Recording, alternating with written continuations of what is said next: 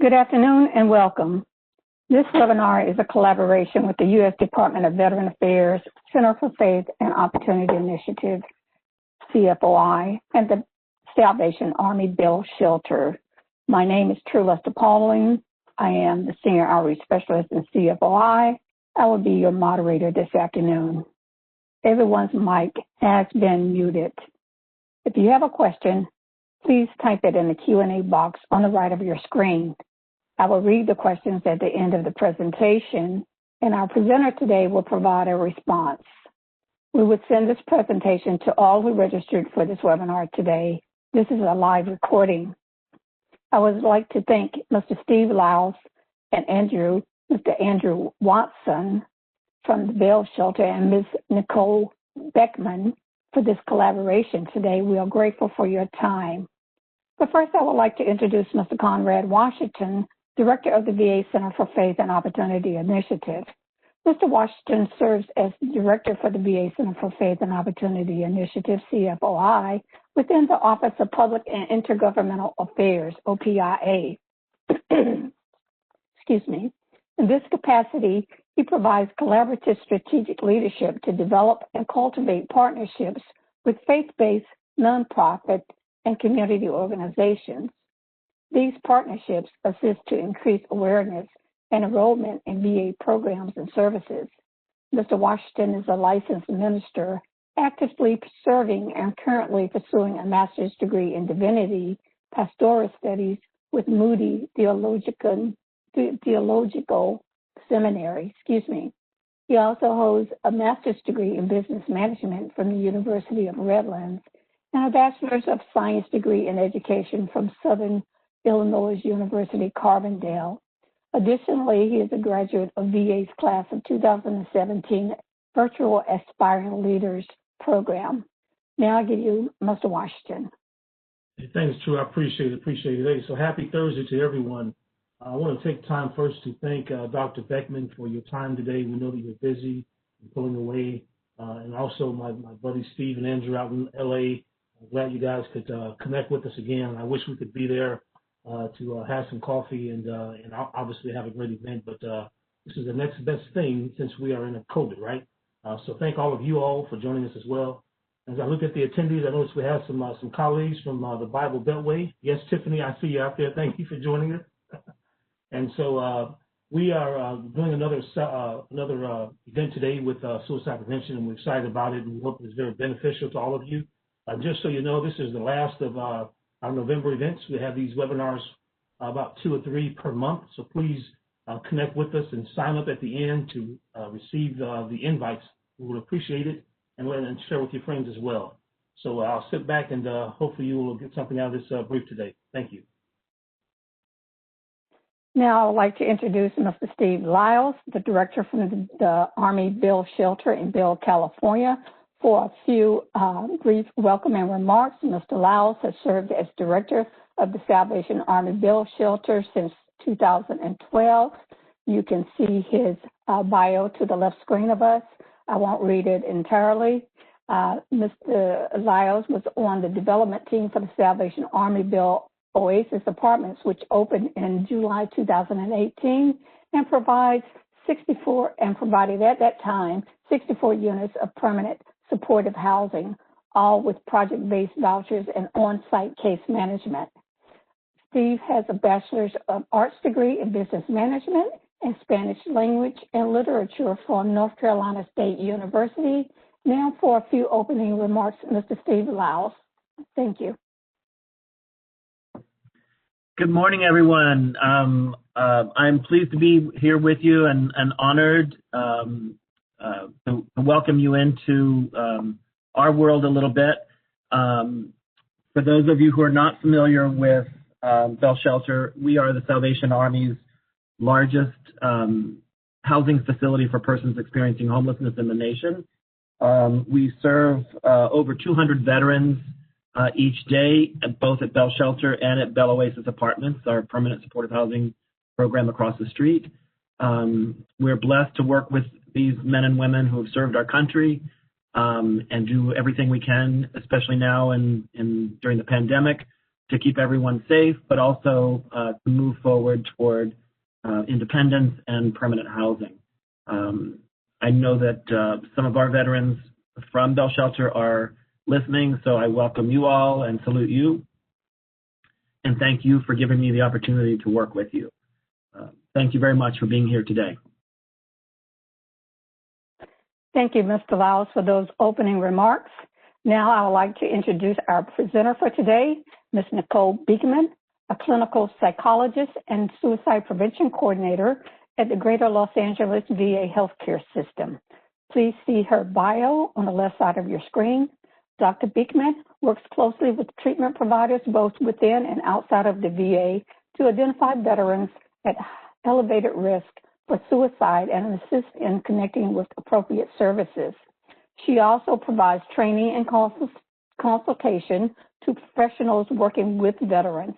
Dr. Bekman earned her Bachelor's of Science in Human Development from Cornell University and her Master's and Doctorate in Clinical Psychology from the University of South Florida. Now I give you Ms. Nicole Bekman. Thank you.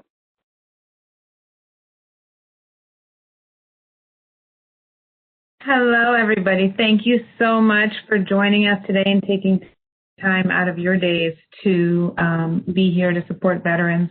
I want to give a special thanks to everybody from Bell Shelter. I know how grateful veterans are for the assistance that you provide them in getting into housing and moving forward with their lives. So thank you. And thanks also to our organizers for bringing us all together. This is a wonderful opportunity. Today, sorry, I'm just figuring out okay, here we go. Today I'm going to be talking with you a bit about what we can do to help prevent veteran suicide. And some of these things are certainly helpful for everybody who may be at risk for suicide, but in particular veterans. A little bit of housekeeping before we start. I know suicide can be an intense topic for some people. So if you need to take a break, I know if we were doing this in person, I would ask you to give me, different hand signals if you were having a hard time, so that we could touch base afterwards. But in this forum, it's a little bit different. Just know that if you need to take a break, if you need to step away from your computer, please do so. Of course, if anybody is in need, you are always welcome to contact the National Suicide Prevention Lifeline. And if you are a service member or a veteran, please press 1 to connect with the Veterans Crisis Line. Please also feel free to touch base with me after this presentation if you have any additional questions or if you would like to discuss anything further. I'm happy to chat. A few things I want to talk about today. I want to go over some facts about suicide. Unfortunately, there are a number of myths about suicide, and so we're going to go over some common myths versus realities. The heart of this presentation is really focusing on steps that anybody can take to help an individual or a veteran who is at risk for suicide. And these steps are called the SAVE training. We're going to go over the details of SAVE training. And also the role of faith in suicide prevention. This is a particularly important community to support individuals who are in pain or who are struggling. And there's a lot of resources available in our faith-based community organizations that can really lift somebody up and help them through the most difficult times in their lives. And then I'm going to review some resources and references for you to use after this presentation is over. After participating in this training, you will certainly have a general understanding of the scope of suicide within the United States. You will have information on how to identify a veteran who may be at risk for suicide and what to do once you identify a veteran who may be at risk for suicide.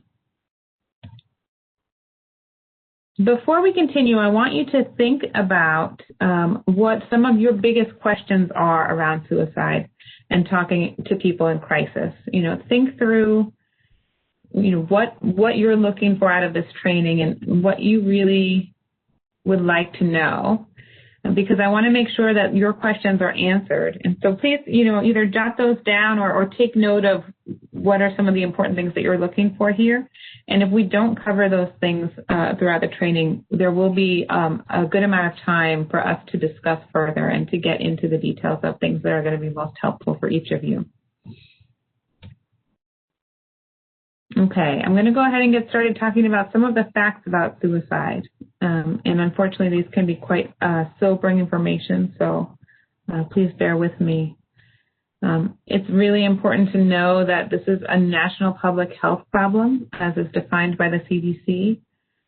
Unfortunately, only over 45,000 Americans died by suicide in 2017, and that includes over 6,000 veterans.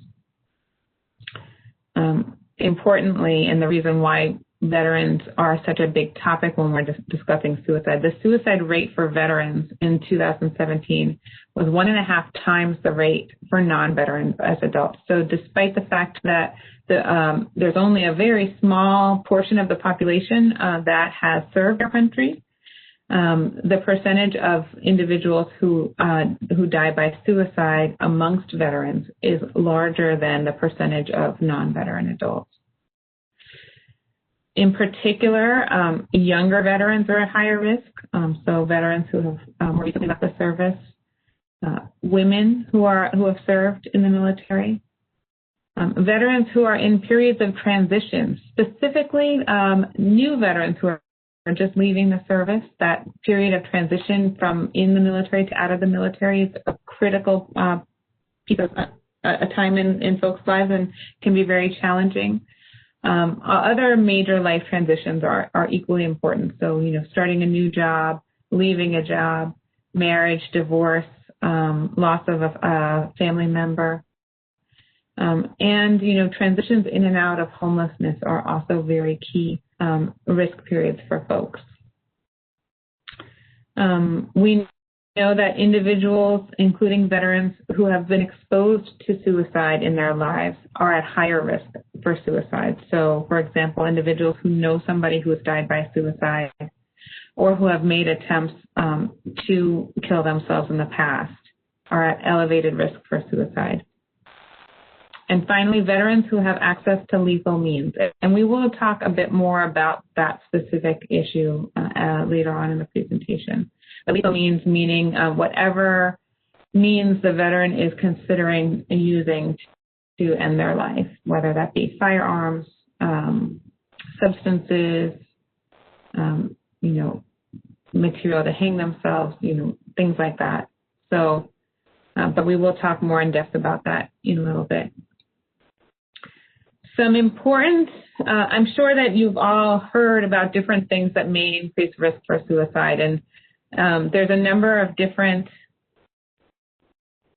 things to really pay attention to.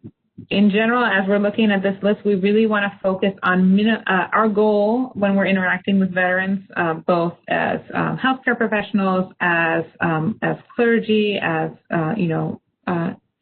individuals in a faith community. We really want to help folks reduce their risk factors and increase their protective factors as much as we possibly can. So specific risk factors, again, to pay attention to: prior suicide attempts, like we discussed, veterans who are struggling with mental health issues, veterans who are struggling with substance abuse, and specifically if you've noticed a change, so a significant increase in substance use, above and beyond somebody's typical level is a big warning sign that they may be at higher risk for suicide. Again, access to lethal means experiencing a recent loss, and that might be the death of a family or friend or pet.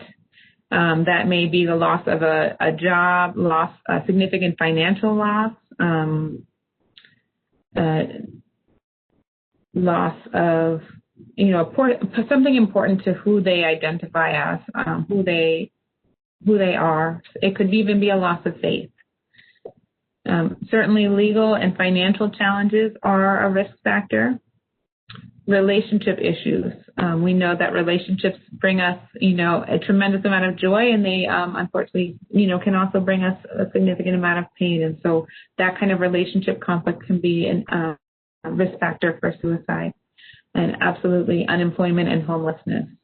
Two things that really contribute to rates of suicide.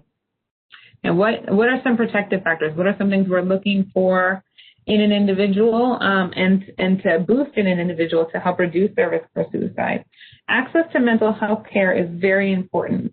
And it's important to know that, many veterans are eligible for VA health care, but they may not all be accessing mental health care through the VA. And so, one of my biggest jobs in my role as a suicide prevention coordinator is assisting veterans in getting access to mental health care through the VA.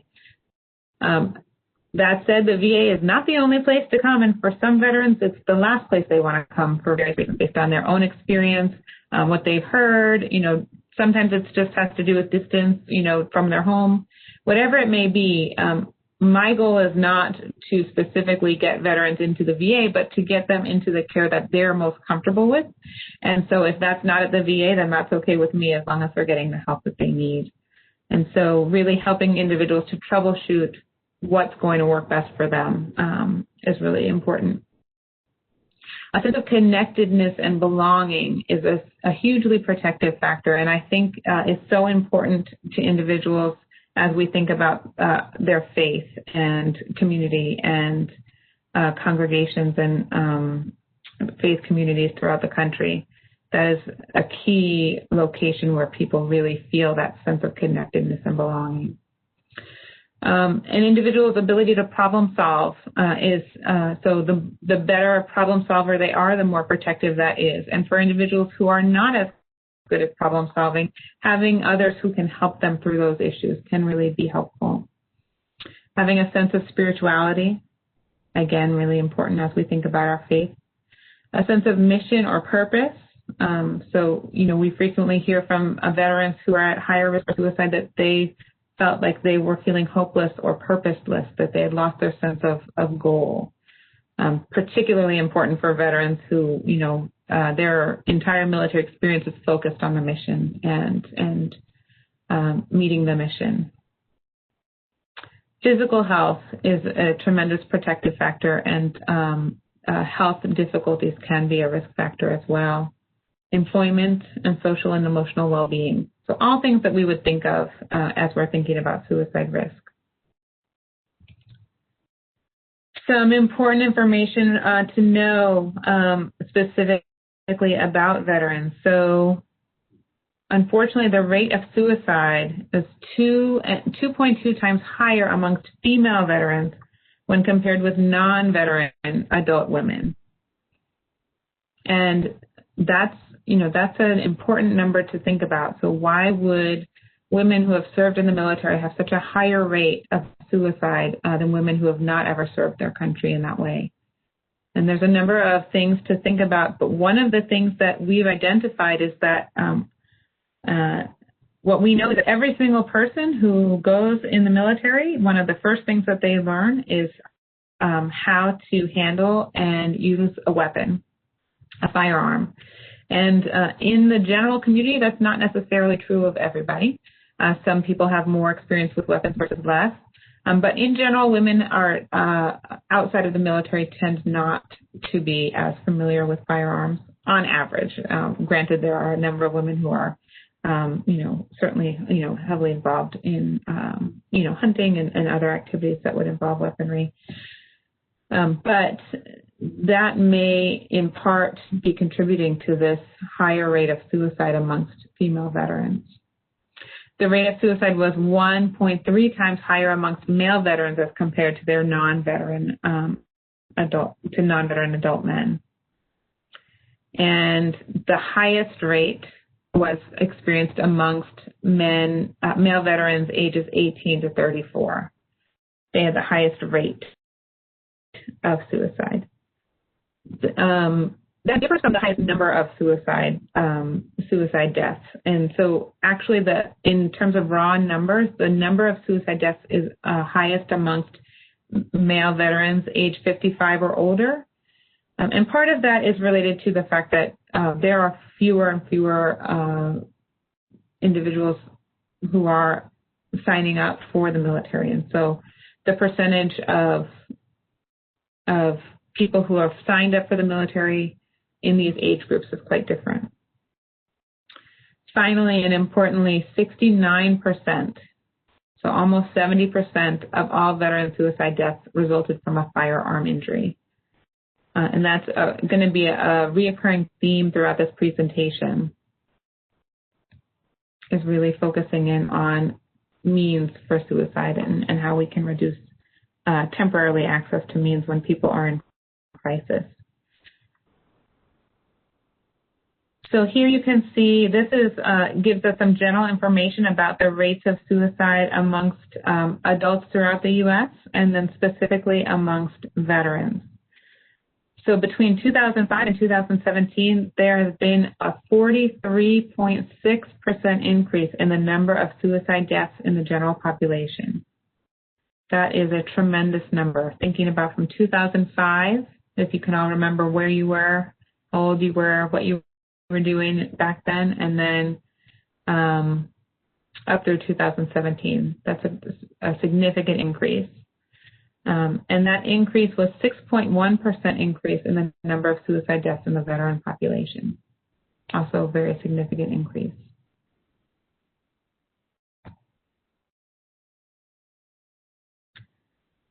Now here, again, this is showing the difference between the count of suicide deaths versus the rate of suicide deaths. So here you can see, as I mentioned earlier, that the absolute number of suicide deaths was highest in 2017 amongst veterans aged 55 to 74. But in terms of percentage in these different age ranges, you can see that this 18 to 34 age range had the largest percentage. And it's almost 45% of suicide deaths were of individuals in this age range amongst veterans.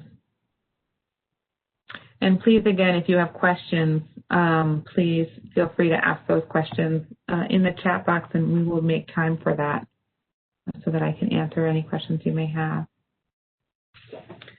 So revisiting again the issue of lethal means. So when veterans die by suicide, what are some of the means that they are most commonly using?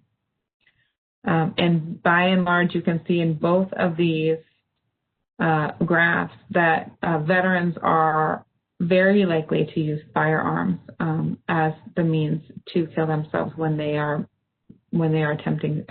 dying by suicide. So over 70% of male veterans and 43% of female veterans. And these numbers are quite different in the general population. They're quite a bit lower because, like I said, veterans all do have that common experience of being knowledgeable of and familiar with use of weapons. And so that increases the likelihood that they would be able to use a weapon to kill themselves. They also are more likely to own a weapon than somebody in the general population.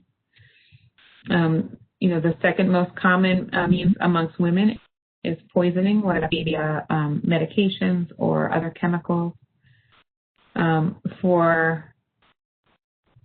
It looks like this slide may have cut off the other types, but I believe this is related to hanging. Unfortunately, I think that this is that the second most common means used amongst male veterans is hanging or suffocation. And unfortunately also quite common amongst female veterans as well. I apologize for that information being missing on your slide.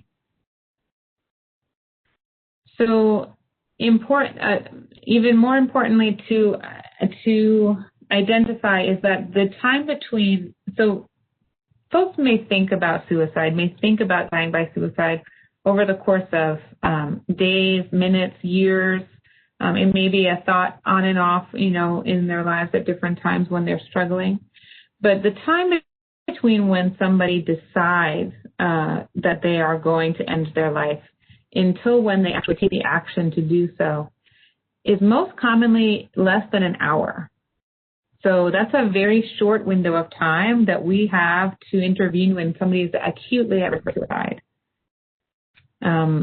So and this information was gathered from individuals who had made suicide attempts in the past. So 71% of individuals made that action within an hour of making that decision. 48% of those were actually within less than 20 minutes, and 24% within less than 5 minutes. So these can be quite quick decisions. These are not, while they may be pondering or considering over time, between the actual decision to move forward and making the action is quite a quick turnaround and doesn't leave a lot of time for others to intervene or for people to change their mind. Equally important, between when somebody actually takes that action and when that action is fatal varies widely by the means that somebody uses to kill themselves. So when somebody attempts to use a firearm to kill themselves, it's 85 to 90% likely to be a fatal attempt, whereas all the other methods combined have only a 5% fatality rate.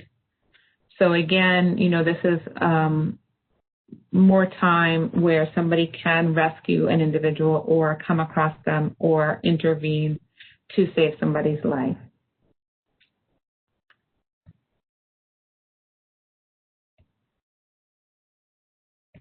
And I just want to take a minute here to really talk. So why am I talking about this? And the reason why I'm talking about this so clearly is that when we identify that somebody is at higher risk for suicide, if somebody's been talking about suicide or thinking about suicide or is really struggling, those are times that it's really important to talk with these individuals about how they can keep themselves safe and what can we do to reduce access to lethal means that they're considering using so that we can help them keep themselves safe. And for many people, this means, temporarily restricting access to the lethal means, whether that means, putting a gun lock on a gun or locking medications in a file cabinet or giving medications away or a weapon away to a family member or friend to hold for a period of time. Until such time where they're feeling better again and they, are in a place where they're more safely able to access those things. I can tell you, and I'm sure many of you in the audience who are veterans or gun owners, people do not like to be separated from their gun. People have a reason why they own a firearm, and it's usually, either for protection, in which case it, helps somebody feel safer, or for recreation, which is, one of the most important things that we want people to do to feel better is to engage in the recreational activities that they most enjoy. And so these are difficult conversations to have, but I really want to emphasize that we are not talking about removing somebody's rights to bear arms. We're talking about temporarily storing weapons and other lethal means that somebody's considering in a safe location, for a brief period of time to help them stay safe and keep them going. Okay. So I really want to emphasize that suicide is preventable. This is something that if we have the opportunity to intervene, to recognize somebody's risk level and assist them in getting access to care or access to support, we can save lives. So let's talk a little bit about some common myths versus realities about suicide. Frequently, you may have heard in your life and may have even thought yourself, people who talk about suicide are just seeking attention. They don't really mean it. And I really want to emphasize that this is not necessarily true. It's really important that no matter how casually or jokingly said, that we really take suicide threats seriously. As even when they're said in a joking manner, they may indicate some serious suicidal feelings.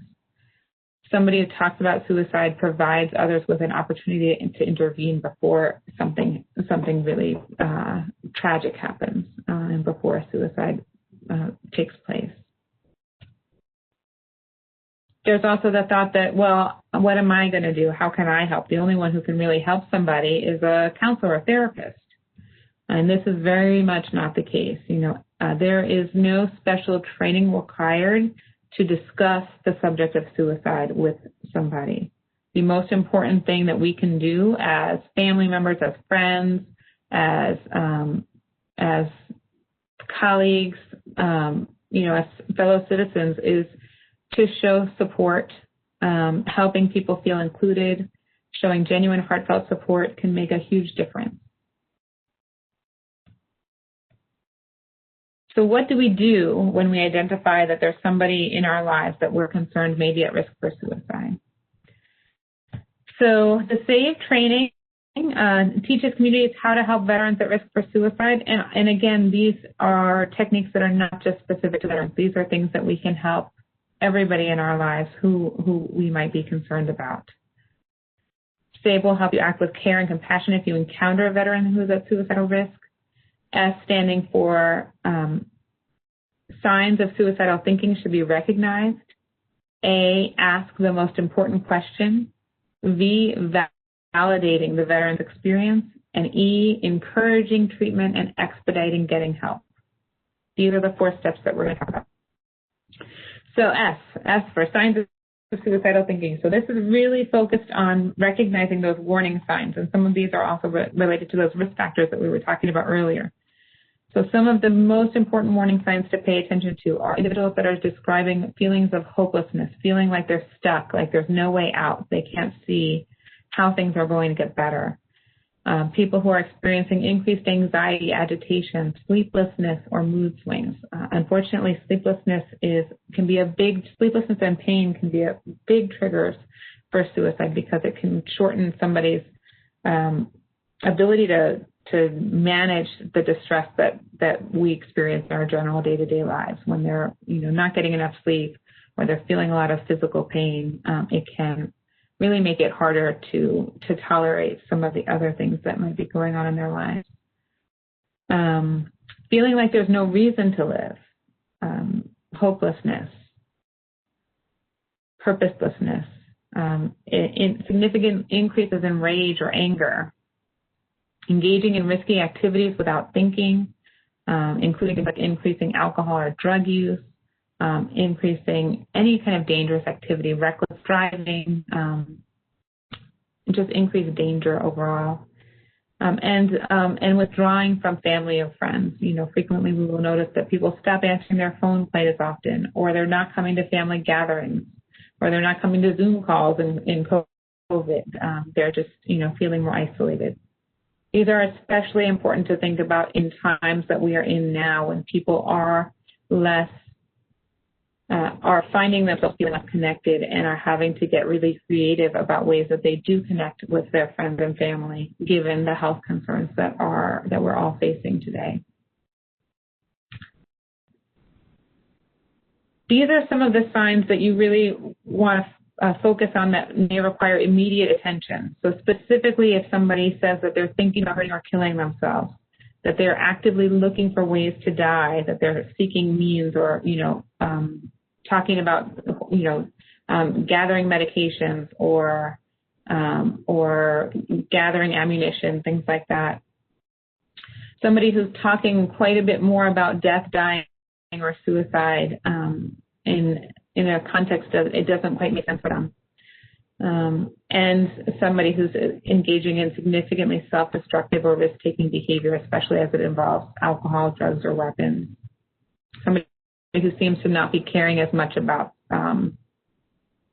keeping safe, staying alive. Okay, that brings us to A, asking the question. This is, if I share anything with you, this is the most important thing I want to share. You want to know how to ask the most important question of all, which is very simply, are you thinking about killing yourself? I can tell you as a suicide prevention coordinator, I ask this question 20, 30, 40 times a day. And there are still moments or days or specific individuals for which this is a hard question to ask. So I definitely encourage you to think about how you feel about asking somebody this question.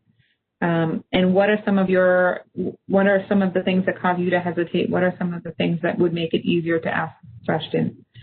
You want to make sure to ask the question if you've identified any warning signs or symptoms. You want to ask it in a way that's natural, that flows with the conversation, making sure that you're talking about how's the person doing, what's been going on with them. You don't want to ask the question as though you're looking for a no answer, and this can be quite tempting sometimes when it's just, it's occurring to you that this might be an issue, but you're not really sure how serious it is. So we might say something like, "You're not thinking of killing yourself, are you?" It's kind of off the cuff, and I can tell you if I'm thinking about that and somebody asks me in that way, I'm really not going to want to tell them because I don't want to burden somebody else with my pain, with my concern. And so it's easier to say, no, of course not. We also, and this again can be quite tempting, we don't want to wait to ask the question till, the end of a phone call or when somebody's about to leave. Maybe it's been nagging at us that we've been wondering about this, but we didn't know quite how to fit it in. And we just, threw it out there right before the end of our conversation just because we're worried. I really encourage you to, if you have that thought, if you're worried about somebody, ask it in the middle of your interaction so that you can really let them know, hey, I'm here and I have time to hear what you have to say to me. And if you are thinking about suicide, I can be here to support you. I can help you get through this. Validating the veteran's experience, talking openly about suicide, being willing to listen and allow the veteran to express his or her feelings. Everybody has their own thoughts and beliefs and ideas about suicide. But in these situations, we really want to let the veteran know that whatever they're thinking and feeling is okay and that we're willing to hear it, even if it's hard. And we're not judging them for the way that they're feeling. We just want to know so that we can offer them that help. And then finally, and most importantly, encouraging treatment and expediting help. So you've identified somebody has admitted, yes, I am thinking about suicide. You don't want to keep this information secret. You don't want to leave this individual alone. You want to encourage them to get help, either from his or her doctor, mental health provider, somebody in their lives that they trust. You want to help them get that professional assistance or to get to the nearest emergency room to get assessed further. If you don't feel like you're able to take somebody to the hospital or to their doctor or they're resistant to going, I encourage you to not hesitate to call 911. If somebody's in imminent danger, we do want to make sure that they get assessed and evaluated as soon as possible. You want to reassure the veteran that help is available and that there are people who are here to help them. And if you're not sure if this is imminent, you're not sure how serious this situation is, and you just don't know, you and or the veteran can always contact the Veterans Crisis Line 24 hours a day, 7 days a week. They are there to help walk you through this process and either, find ways to keep this individual safe without having to go to the doctor or to the hospital, or if they do need to be assessed, more seriously, they will help you get that assistance to the door so that you aren't stuck on your own trying to navigate this very stressful experience. While you're having these conversations, you want to remain calm. You want to listen more than you're speaking. Maintain eye contact. Act with confidence. You can do this. You can help this person get to help, and you can have this conversation and be there. You don't want to argue or tell them, that they don't need to kill themselves, that it's not as bad as they think it is. These are not the times to convince them. It's really just convincing them that you're willing to be there to listen and you're willing to help them get help. Limiting the questions and letting the veteran do the talking and using supportive and encouraging comments to help them get through this. And most importantly, being honest, letting them know that this is not going to be a quick fix, but that help is available. I really want to focus in on the connection between suicide prevention and faith. As we know, and I'm sure everybody in this audience knows, all faith groups have a very strong reverence for life. we consider life to be precious and a gift to be treasured. And there's a lot of different opinions and beliefs about suicide among various different faith groups, but almost everybody can agree that suicide is painful for the individual and for family and friends. And faith leaders are incorporating this understanding and the understanding that these decisions to take somebody's life are influenced by many variables, including mental illness. Importantly, religious activities have been found to lower suicide risk equally for men and women. And specifically, the sense of connectedness and belongingness is going to be one of the most important factors. So overall sense of belongingness is related to less suicidal ideation. People who are attending more services and more activities are also people who value that sense of connectedness. And sense of connectedness reduced the odds of suicide death by 17% for males and 15% for females. So this is critically important for individuals in our lives and in our congregations.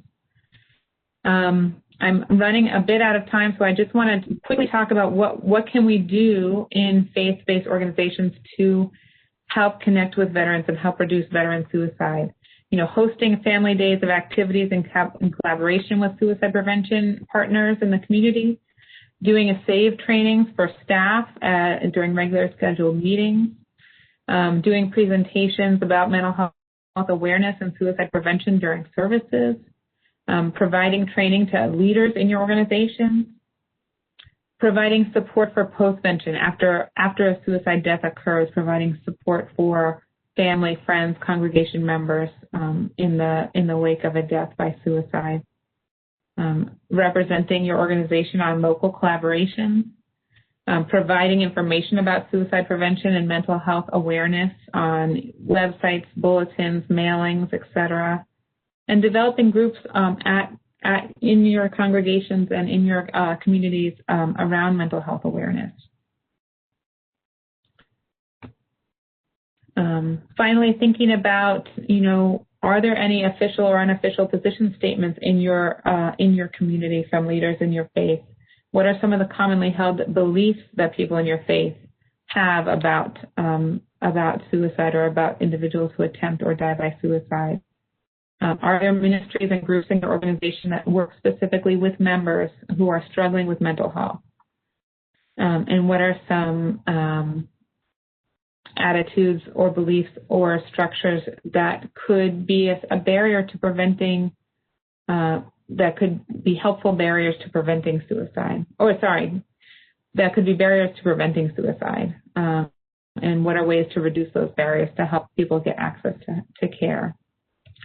There's a number of resources at the end of these slides, but importantly, I really want to highlight the Center for Faith and Opportunity Initiative. There's incredible resources, including how to develop a veterans ministry in your own community, other ways to engage with the community, and also ways to assist veterans in getting access to care. I'm going to skip through this and also just again highlight the Veterans Crisis Line as one of the most important tools we can use. I know I've gone a few minutes over, so True, I will go back to you for questions. Yeah, that's quite all right. Nicole, in fact, thank you very much for that presentation, very informative presentation. There's a question that I see on the line right now ties into that last slide about information on suicide prevention, where you call. And the question is from Jenny Wiggins. She asked, is the hotline for veterans different than the hotline for non-veterans? Very good question. So it's not, so in both, for all hotlines, the staff there are trained to provide access to care and support for whoever is calling. But the hotline for veterans has a specific connection. It's all of the responders on the Veterans Crisis Line are VA employees who will be able to more directly connect veterans with health care in their region. So, for example, if a veteran calls the crisis line last night and I was able to talk through some of the things that he or she is struggling with, that veteran, if he or she is interested in being connected with care at their local VA, then a consult will be placed directly to me as a suicide prevention coordinator, and I will be able to reach out to that veteran and connect them directly with care. So that's the reason why we emphasize that for veterans, pressing that one if they're willing and interested in being connected to the VA can be incredibly valuable. Now that said, if somebody is not really feeling like they want to talk about their military experience or they don't identify strongly as a veteran, I would not hesitate to ask somebody to use any crisis line because everybody is highly trained on how to help reduce and prevent suicide, and that's the most important thing. Does that answer your question? Well, the question came from Jenny Wiggins, so hopefully that answered her question. There are no more questions at this time, Nicole. Let me look one more time here. Everyone, if you look to the left of your screen, you'll see the points of contact information for Mr. Steve Lyles and for Ms. Bekman there in California, if you would like to reach out to them. I don't see any more questions right now, but if you have, okay, let's see what if there is another question here. And this question is from Shana Morin. And Shana asks, not all veterans or caregivers who have suicidal thoughts or ideations share the information with their doctors. Is there a way to get more accurate information on suicide rate? And that's the question. Yes, thank you so much, Shana. Yes, unfortunately, it is true that many times people don't share. They may not share it with anybody, and for some folks, they will not share it with their doctors. What we have learned over the years by researching this area is that for individuals who make a suicide attempt or who die by suicide, when we do some retrospective studies, we do find that typically they have told somebody in their lives that they have been thinking about suicide, usually within the past month, and sometimes, and certainly within the past 6 months. There's usually been some statement made or some indication verbally that they were considering suicide. So that's why we really focus on saying, if somebody says that we really do want to take it seriously, because typically something has been said before an attempt is made. Now that said, still there will be some individuals who won't say anything to anybody, and that's certainly their right. It's their decision and their thoughts and experiences. When we are looking at this information, we are looking at suicide rates as, deaths that occur by suicide. And so we try to identify those as accurately as we can. But there is probably, unfortunately, a higher rate of deaths by suicide than we are currently aware of, because they're not always identified as suicide deaths when they occur.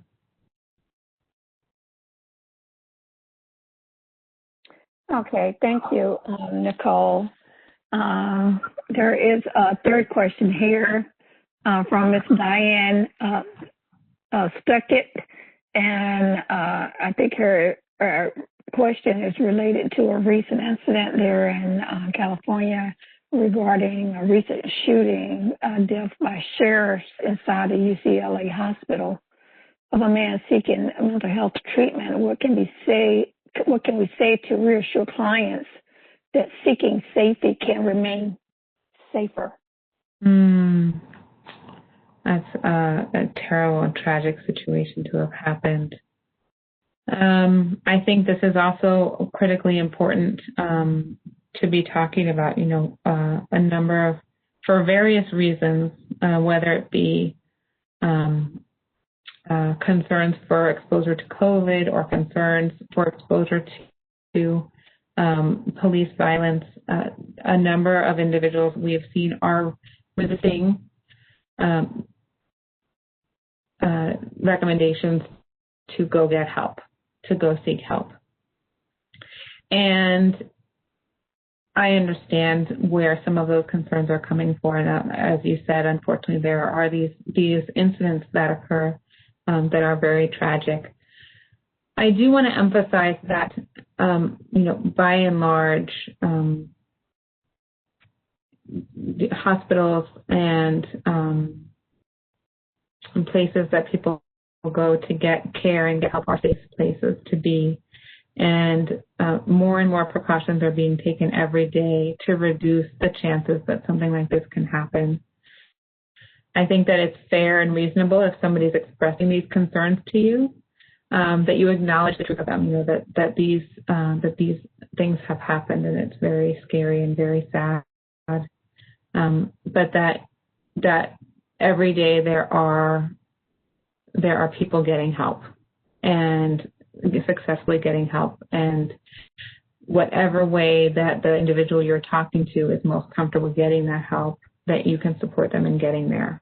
Again, whether that be going to the hospital, going to an outpatient doctor, psychologist, psychiatrist, calling the crisis line,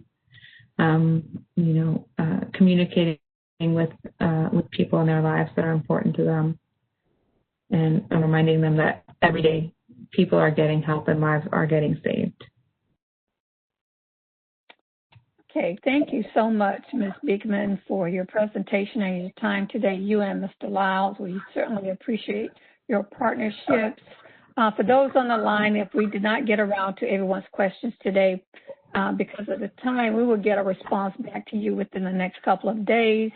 If you have additional questions, we can direct them to Ms. Bekman for a response. We have your email. If you need to reach them or our team, our point of contact information is on the left side of the screen. At this time, Mr. Washington would like to say a few words. Hey, thanks, True. I know there may be one or two more questions, Dr. Bekman. We will get those questions to you. My team have the emails of everyone that actually registered, so we'll get those to you. Thank you again for your time. Steve, once again, thank you for connecting with us. All of you out there, Dr. Bekman actually mentioned a few things regarding connecting with the Center for Faith to start a Veterans Ministry. If you're interested in doing that, the team will send information to you. We'll get some slides, some information. Please connect with us, and we look forward to you joining us in our next event, which is December the 8th. So with that being said, have a blessed day, blessed week, and enjoy your Thanksgiving and stay safe. If you registered for this event, we will provide you the presentation from today's webinar. This adjourns today's meeting. Thank you for joining us today. Please stay safe. Goodbye. Have a good evening. Thank you. Bye-bye.